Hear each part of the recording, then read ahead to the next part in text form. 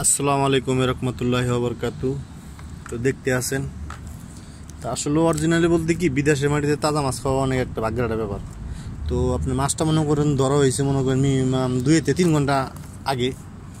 তো একজনে ফোন দিল, তো লগে লগে নিয়ে আসা হলো। ঠিক আছে, মাছটা একবারে ফ্রেশ, এই যে দেখেন।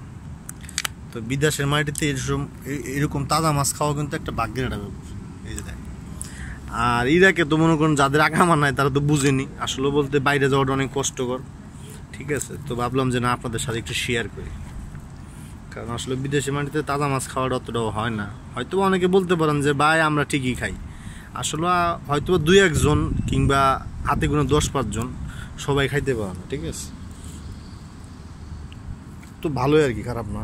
এটা আসলে কি মাছ নাম জানি না, দেখতে দেখা যায় কার্পুর মধ্যে, কিন্তু আসলে কার্পুর কালার আসে কিন্তু কার্পু না আর কি। এটা কেউ যদি বলতে পারেন তো জানায়। এই হইতেছে সরপুঁটি মাছ।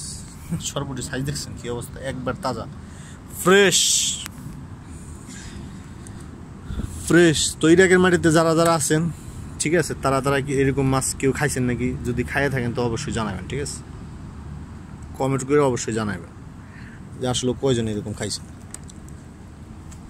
না মাছগুলো অনেকই হয়তো নিচে একটু ছোটো ছোটো, মাছগুলো অনেক টেস্ট আছে।